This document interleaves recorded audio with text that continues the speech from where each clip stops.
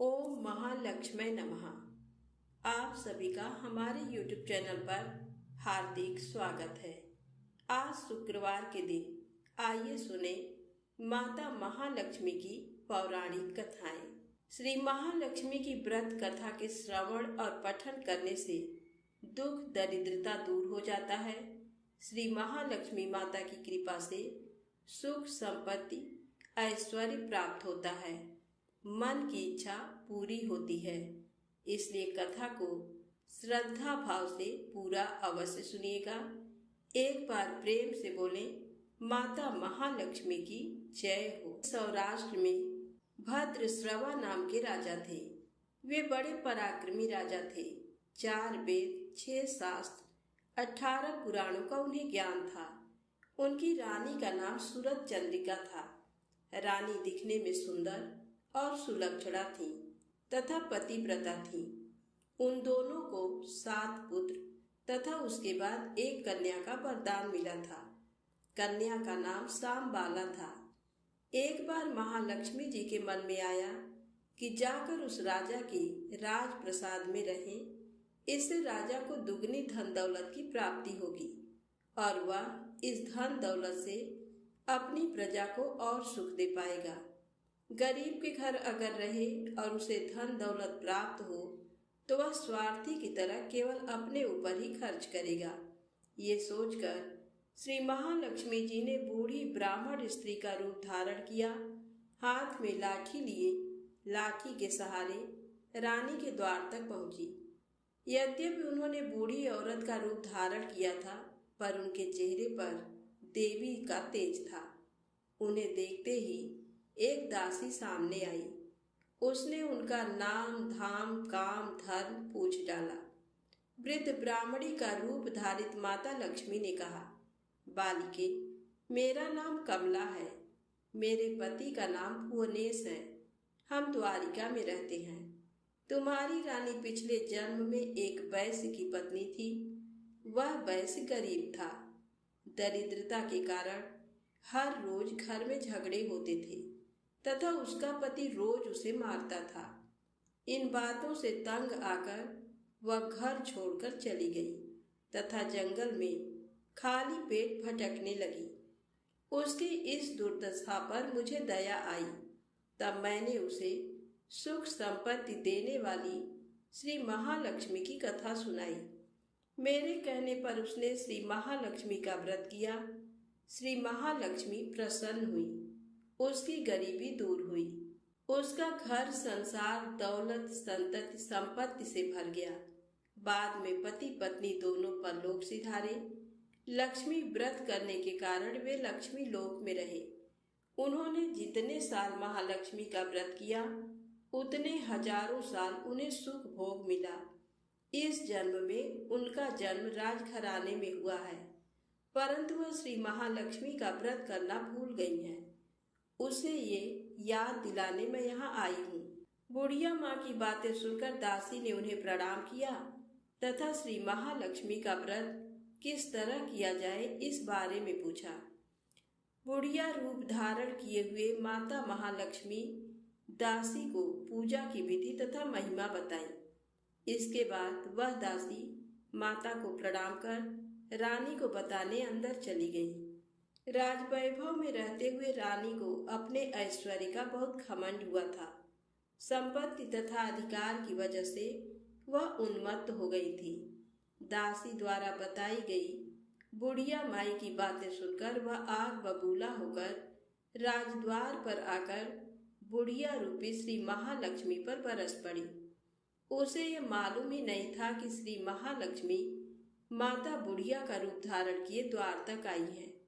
परंतु रानी का इस कदर रूखा बर्ताव तथा अपना अनादर देखकर माता ने वहां ठहरना ठीक न समझा। वे वहां से चल पड़ी। राह में उन्हें राजकुमारी सांबाला मिली। उन्होंने सांबाला को सारी बात बताई। सांबाला ने अपनी ओर से श्री महालक्ष्मी माता से क्षमा मांगी। माता को उस पर दया आई। उन्होंने सांबाला को श्री महालक्ष्मी व्रत के बारे में बताया।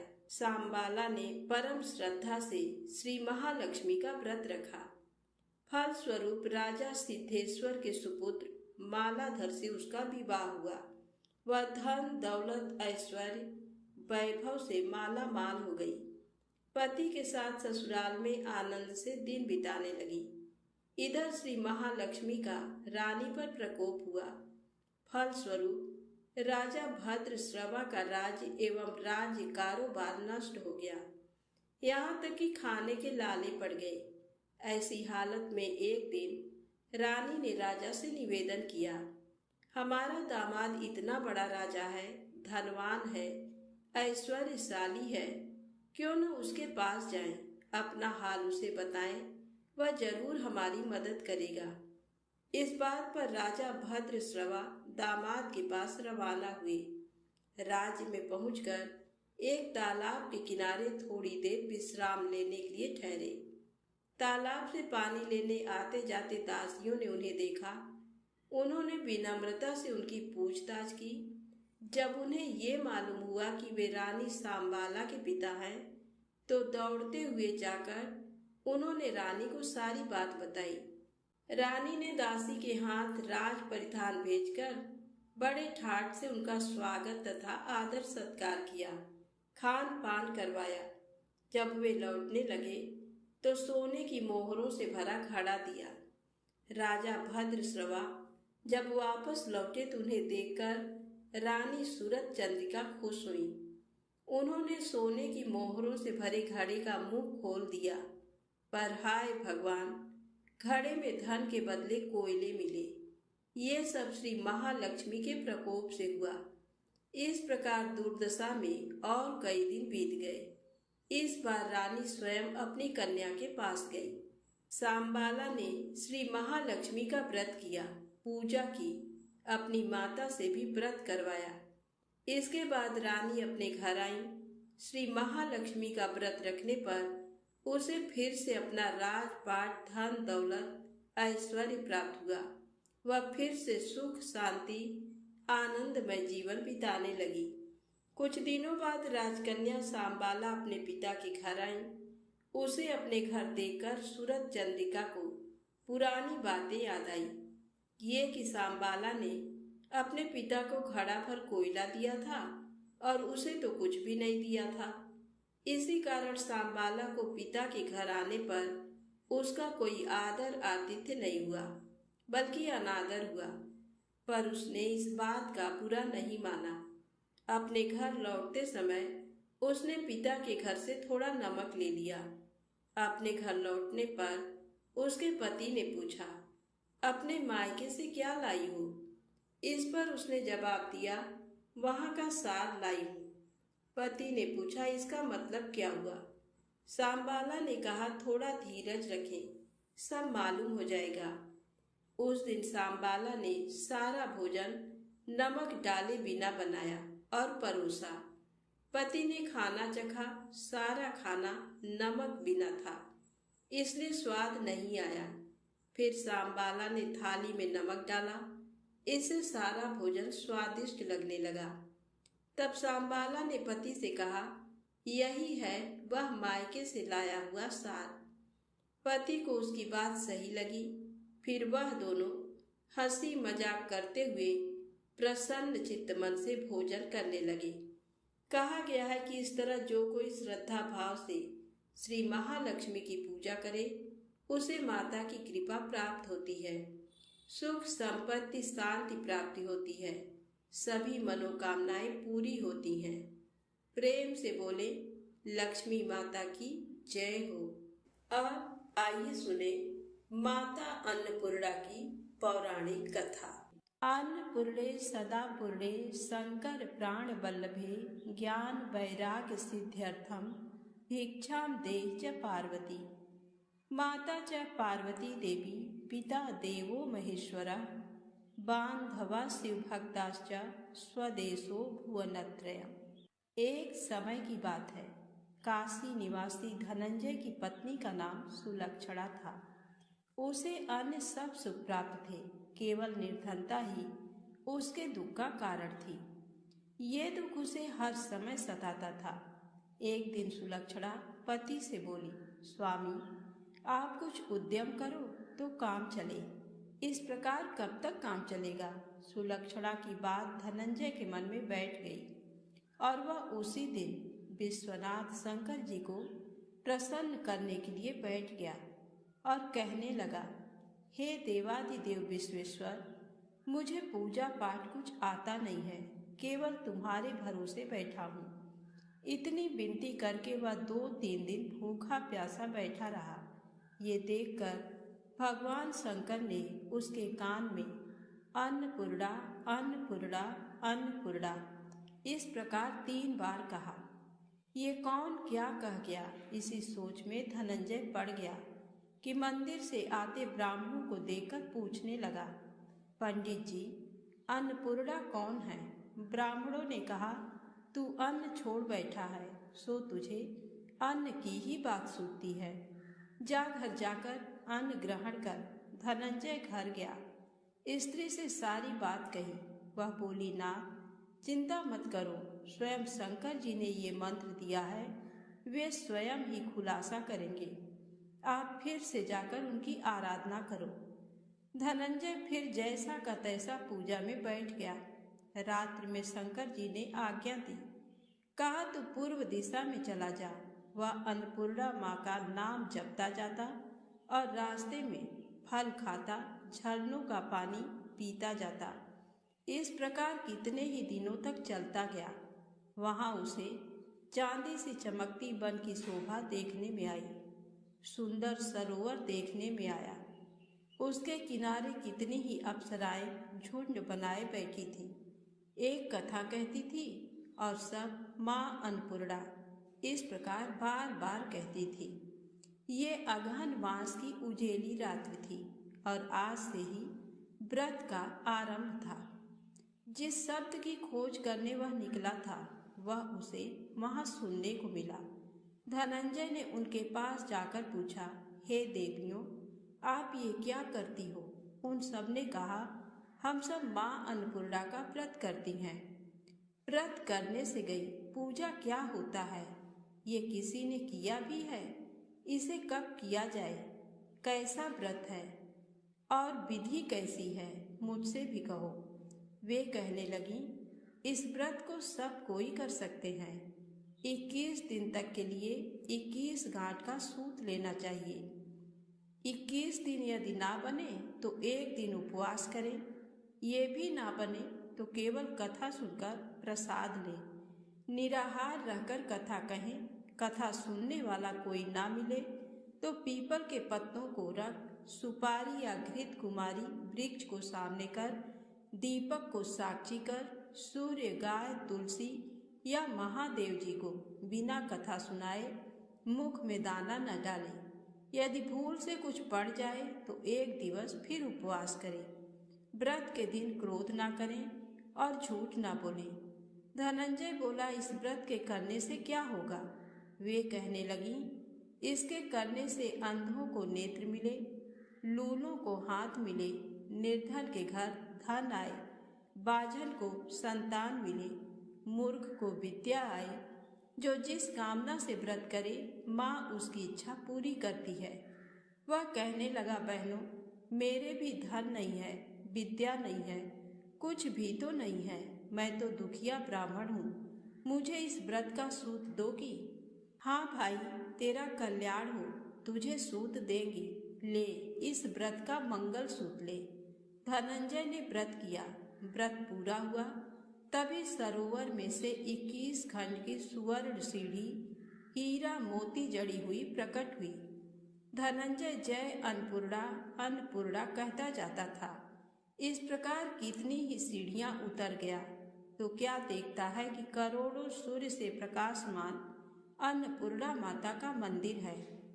उसके सामने सुवर्ण सिंहासन पर माता अन्नपूर्णा विराजमान है। सामने भिक्षा हेतु शंकर भगवान खड़े हैं। देवांगनाएं चंवर डुलाती हैं।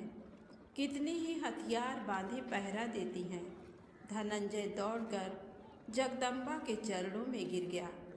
देवी उसके मन का क्लेश जान गई। धनंजय कहने लगा, माता, आप तो अंतर्यामिनी हो, आपको अपनी दशा क्या बताऊं? माता बोली, मेरा व्रत किया है, जा संसार तेरा सत्कार करेगा। माता ने धनंजय की जिह्वा पर बीज मंत्र लिख दिया। अब तो उसके रोम रोम में विद्या प्रकट हो गई। इतने में क्या देखता है कि वह काशी विश्वनाथ के मंदिर में खड़ा है। माँ का वरदान ले धनंजय घर आया। सुलक्षणा से सब बात कही। माता जी की कृपा से उसके घर में संपत्ति उमड़ने लगी। छोटा सा घर बहुत बड़ा गिना जाने लगा। जैसे शहद के छत्ते में मक्खियाँ जमा होती हैं, उसी प्रकार अनेक सगे संबंधी आकर उसकी बड़ाई करने लगे। सभी कहने लगे, इतना धन और इतना बड़ा सुंदर घर, संतान नहीं तो इस कमाई का कौन भोग करेगा। सुलक्षणा से संतान नहीं है, इसलिए तुम दूसरा विवाह करो। अनिच्छा होते हुए भी धनंजय को दूसरा विवाह करना पड़ा और सती सुलक्षणा को सौत का दुख उठाना पड़ा। इस प्रकार दिन बीतते गए। फिर अगहन मास आया। नए बंधन से बंधे पति से सुलक्षणा ने कहलाया कि हम व्रत के प्रभाव से सुखी हुए हैं, इस कारण ये व्रत छोड़ना नहीं चाहिए। ये माता जी का प्रताप है जो हम इतने संपन्न और सुखी हैं। सुलक्षणा की बात सुन धनंजय उसके यहाँ आया और व्रत में बैठ गया। नई बहू को इस व्रत की खबर नहीं थी। वह धनंजय के आने की राह देख रही थी। दिन बीतते गए और व्रत पूर्ण होने में 3 दिवस बाकी थे कि नई बहू को खबर पड़ी। उसके मन में ईर्ष्या की ज्वाला दहक रही थी। सुलक्षणा के घर आ पहुंची और उसने वहां भगदड़ मचा दी। वह धनंजय को अपने साथ ले गई। नए घर में धनंजय को थोड़ी देर के लिए निद्रा ने आ दबाया। इसी समय नई बहू ने उसका व्रत का सूत तोड़कर आग में फेंक दिया। अब तो माता जी का कोप जाग गया। घर में अकस्मात आग लग गई। सब कुछ जलकर खाक हो गया। सुलक्षणा जान गई और पति को फिर अपने घर ले आई। नई बहू रूठकर पिता के घर जा बैठी। पति को परमेश्वर मानने वाली सुलक्षणा बोली, नाथ घबराना नहीं, माता जी की कृपा अलौकिक है। पुत्र कुपुत्र हो जाता है पर माता कुमाता नहीं होती। अब आप श्रद्धा और भक्ति से आराधना शुरू करो, वे जरूर हमारा कल्याण करेंगी। धनंजय फिर माता के पीछे पड़ गया। फिर वही सरोवर सीढ़ी प्रकट हुई। उसमें माँ अन्नपूर्णा कहकर वह उतर गया। वहां जा माता जी के चरणों में रुदन करने लगा। माता प्रसन्न हो बोली, ये मेरी स्वर्ण की मूर्ति ले, उसकी पूजा करना, तू फिर से सुखी हो जाएगा। जा, तुझे मेरा आशीर्वाद है। तेरी स्त्री सुलक्षणा ने श्रद्धा से मेरा व्रत किया है, उसे मैंने पुत्र दिया है। धनंजय ने आंखें खोली तो खुद को काशी विश्वनाथ के मंदिर में खड़ा पाया। वहां से फिर उसी प्रकार घर को आया। इधर सुलक्षणा के दिन चढ़े और महीने पूरे होते ही पुत्र का जन्म हुआ। गांव में आश्चर्य की लहर दौड़ गई। मानता आने लगा। इस प्रकार उसी गांव के निसंतान सेठ के पुत्र होने पर उसने माता अन्नपूर्णा का मंदिर बनवा दिया। उसमें माता जी धूमधाम से पधारी, यज्ञ किया और धनंजय को मंदिर के आचार्य का पद दे दिया। जीविका के लिए मंदिर की दक्षिणा और रहने के लिए बड़ा सुंदर सा भवन दिया। धनंजय स्त्री पुत्र सहित वहां रहने लगा। माता जी की चढ़ावे में भरपूर आमदनी होने लगी। उधर नई बहू के पिता के घर डाका पड़ा, सब लुट गया। वे भीख मांगकर पेट भरने लगे। सुलक्षणा ने ये सुना तो उन्हें बुला भेजा, अलग घर में रख लिया और उनके अन्न वस्त्र का प्रबंध कर दिया। धनंजय, सुलक्षणा और उसका पुत्र माता जी की कृपा से आनंद से रहने लगे। माता जी ने जैसे इनके भंडार भरे वैसे सबके भंडार भरे, तो प्रेम से बोले, अन्नपूर्णा माता की जय हो। आइए बड़ी ही श्रद्धा भाव से सुनते हैं माता लक्ष्मी की अगली पौराणिक कथा। एक दिन लक्ष्मी जी की बड़ी बहन ज्येष्ठा ने उनसे कहा, बहुत दिनों से एक बात मेरे मस्तिष्क में कौंध रही है। सोचती हूँ कि तुमसे पूछूं या नहीं। लक्ष्मी जी ने मुस्कुराकर कहा, ऐसी क्या बात है बहन, मन में जो कुछ भी है निसंकोच पूछो। वैसे भी कोई बात मन में न रखकर उसका समाधान कर लेना ही बुद्धिमानी है। तब अलक्ष्मी ने कहा, मैं अक्सर यही सोचती रहती हूँ कि सुंदरता में हम दोनों बराबर हैं।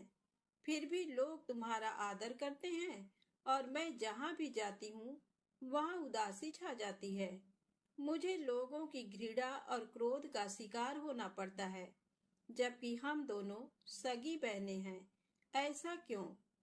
तब लक्ष्मी जी ने हंसकर कहा, सगी बहन या समान सुंदरता होने से ही आदर नहीं मिलता।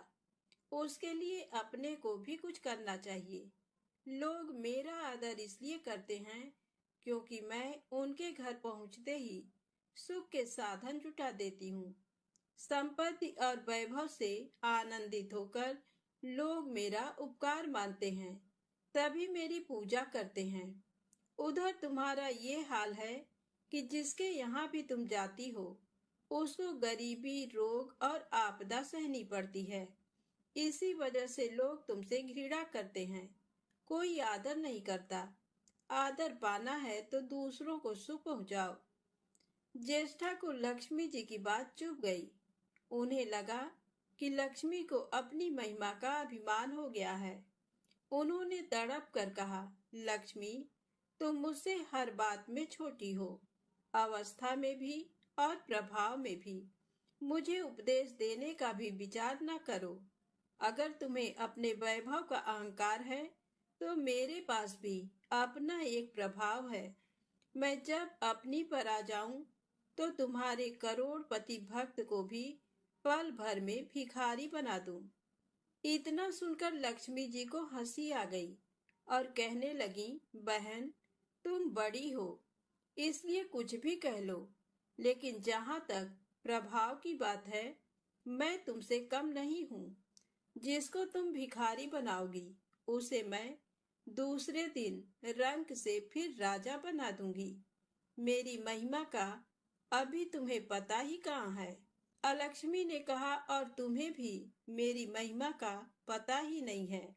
जिसकी तुम सहायता करोगी उसे मैं दाने दाने के लिए भी मोहताज कर दूंगी। लक्ष्मी जी ने कहा, देखो बहन, दाने दाने के लिए तुम उसे मोहताज कर सकती हो जिससे मैं रूठ जाऊं, जिसके सिर पर मेरा वरद हस्त ना हो, उसका तुम कुछ भी बिगाड़ सकती हो। परंतु जिस पर मेरी कृपा दृष्टि है उसका कोई भी बाल तक बांका नहीं कर सकता। अगर तुम अपना प्रभाव दिखाने को इतनी ही उतावली हो रही हो तो कल अपना प्रभाव दिखाकर देख लेना। अलक्ष्मी बोली, ठीक है, बोलो कहाँ चलें? तब माता लक्ष्मी ने कहा, दूर क्यों जाएं? पास ही के गांव में एक ब्राह्मण रहता है, उसका नाम है दीनानाथ। वह हर रोज मंदिर में पूजा करने जाता है और मेरा पक्का भक्त है। उसी पर हमें अपनी अपनी महिमा दिखानी है। ज्येष्ठा को ताव आ गया। उन्होंने हाथ झटक कर कहा, ठीक है ठीक है, देख लेना, कल तुम्हारा सिर ही झुक जाएगा। कहकर वह एक ओर चली गईं। लक्ष्मी जी वहीं खड़ी बहन के क्रोध और अहंकार पर मुस्कुराती रहीं। दूसरे दिन दोनों बहनें गांव के विष्णु मंदिर में पहुंची। उन्होंने वेश बदल रखा था। साधारण स्त्रियों की तरह वे दोनों मंदिर के द्वार पर बैठ गईं। लोगों ने देखा तो अवश्य, लेकिन किसी ने उनकी ओर कोई खास ध्यान नहीं दिया। ध्यान देने वाली कोई खास बात थी भी नहीं। वह मंदिर था और वहां हर रोज दीन दुखी आते जाते रहते थे। वहां आने वाले सभी किसी न किसी परेशानी में घिरे रहते थे। फिर भला उन्हें किसी दूसरे की परेशानी से क्या सरोकार हो सकता था। थोड़ी देर बाद वहां दीनू पंडित आया। दोनों बहनों की नजरें उस पर जम गईं। पूजा करके जब वह लौटने लगा तो ज्येष्ठा ने कहा, लक्ष्मी, वह तुम्हारा भक्त आ रहा है। बन पड़े तो कोई सहायता करो। माता लक्ष्मी ने कहा, हाँ करती हूँ। लक्ष्मी जी ने एक पोला बांस दीनू के रास्ते में रख दिया, जिसमें मोहरे भरी हुई थी। ज्येष्ठा ने बांस को छूकर कहा, अब तुम मेरा प्रभाव भी देख लेना। पूजा करके लौट रहे दीनू ने रास्ते में पड़ा हुआ वह बांस का टुकड़ा उठा लिया। उसका विचार था कि वह किसी काम आ जाएगा। घर में 100 जरूरतें होती हैं। अभी वह पंडित कुछ ही आगे बढ़ा था कि उसे एक लड़का मिला। लड़के ने पहले पंडित जी से राम राम की, फिर बड़ी ही नम्रता से बोला, पंडित जी, मुझे अपनी चारपाई के लिए बिल्कुल ऐसा ही बांस चाहिए। दादाजी ने ये कहकर भेजा है कि जाओ बाजार से ले आओ। ऐसा बांस पंडित जी कहाँ मिलेगा? दीनू ने कहा, मैंने मोल नहीं लिया, रास्ते में पड़ा था सो उठा लाया। लो, तुम्हें जरूरत है तो तुम ही रख लो। वैसे बाजार में 1 रुपए से कम का नहीं है। लड़के ने चवन्नी देते हुए कहा, मगर मेरे पास तो ये चवन्नी ही है पंडित जी। अभी तो आप इसे ही रखिए, बाकी 12 आने शाम को दे जाऊंगा। पंडित जी खुश थे कि बिना किसी हील हुज्जत के रुपया कमा लिया। दीनू पंडित ने चवन्नी लेकर बांस लड़के को दे दिया और वह चवन्नी अपनी डोलची में रख दी। मंदिर के पास खड़ी दोनों देवियां ये सारी लीला देख रही थी। ज्येष्ठा ने कहा, लक्ष्मी, देखा तुमने? तुम्हारी इतनी सारी मोहरे मात्र एक चवन्नी में बिक गई। और अभी क्या, ये चवन्नी भी तुम्हारे भक्त के पास नहीं रुकेगी। चलो उसके पीछे चलते हैं और देखते हैं कि क्या होता है। दोनों बहनें दीनू के पीछे पीछे चलने लगीं। एक तालाब के पास दीनू ने डोलची रख दी और कमल के फूल तोड़ने लगा।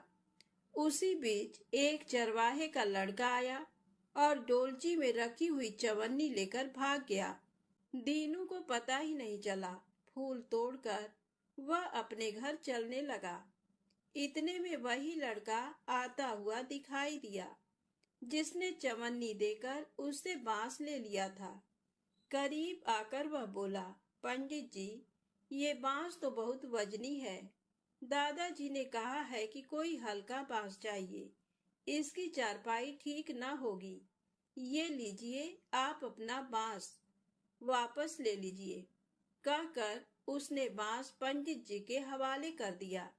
दीनू ने बांस ले लिया, लेकिन चवन्नी तो डोलची में थी ही नहीं। तब उसने कहा, बेटा, चवन्नी तो कहीं गिर गई। तुम मेरे साथ घर चलो, वहां दूसरी दे दूंगा। इस समय मेरे पास एक भी पैसा नहीं है। तब आप जाइए, मैं शाम को आकर घर से ले लूंगा। ऐसा कहकर लड़का अपनी राह लौट गया। बांस फिर से पंडित जी के ही पास आ गया और लक्ष्मी जी हौले से मुस्कुराईं। उनको इस प्रकार मुस्कुराते देखकर ज्येष्ठा मन ही मन में जल उठी। वह बोली, अभी तो खेल शुरू ही हुआ है।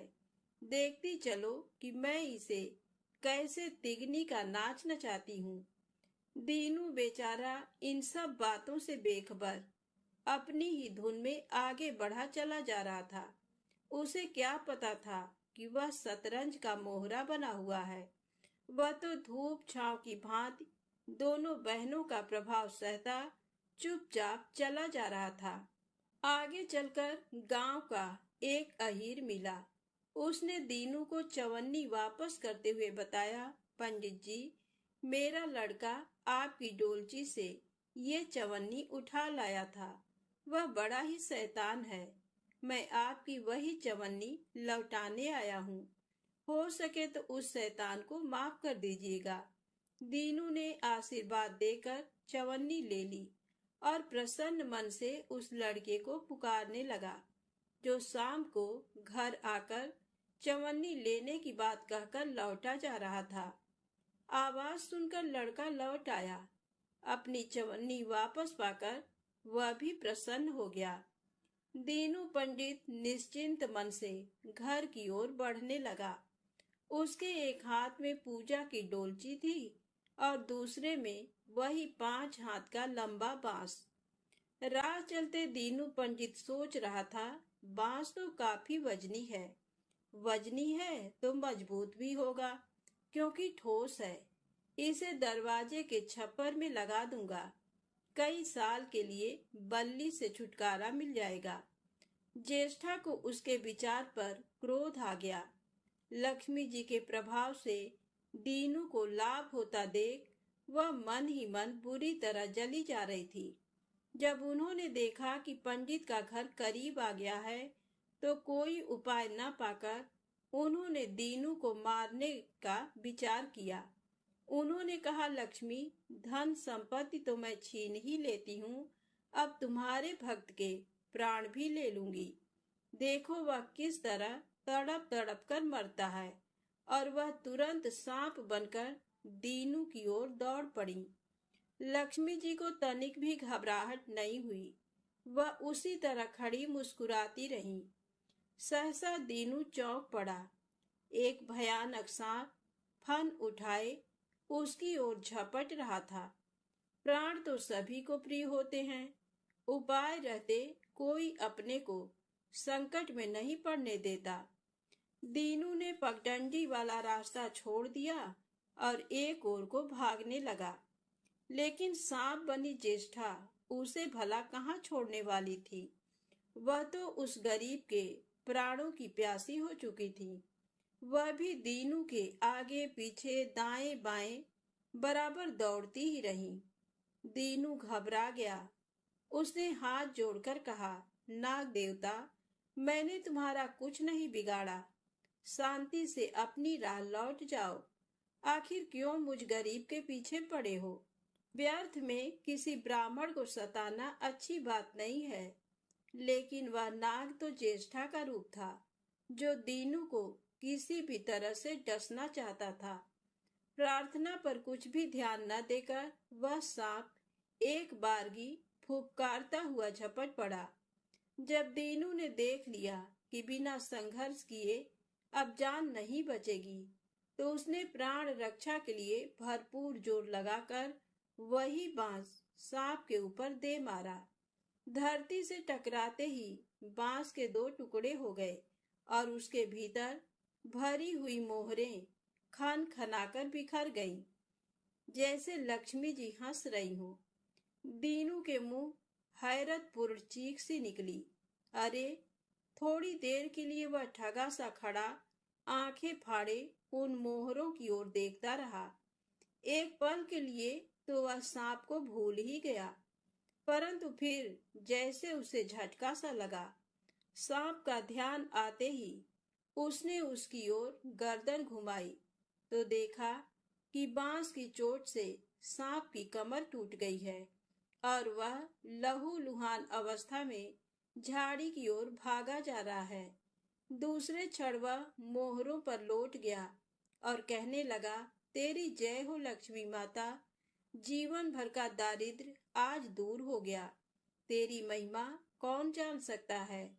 चलो अब घर में बैठकर तुम्हारी पूजा आरती करूंगा। और फिर जल्दी जल्दी उसने सारी मोहरें अंगोछे में बांध दी और लंबे लंबे कदमों से घर की ओर चल दिया। पीछे एक पेड़ की छाया में खड़ी लक्ष्मी अपनी बहन ज्येष्ठा से मुस्कुरा कर पूछ रही थी, कहो बहन, सच बताना, बड़प्पन की था मिली कि अभी नहीं? बड़प्पन किसी को कुछ देने में ही है, उससे छीनने में नहीं। ज्येष्ठा ने कोई उत्तर नहीं दिया। वह चुपचाप उदास खड़ी रही।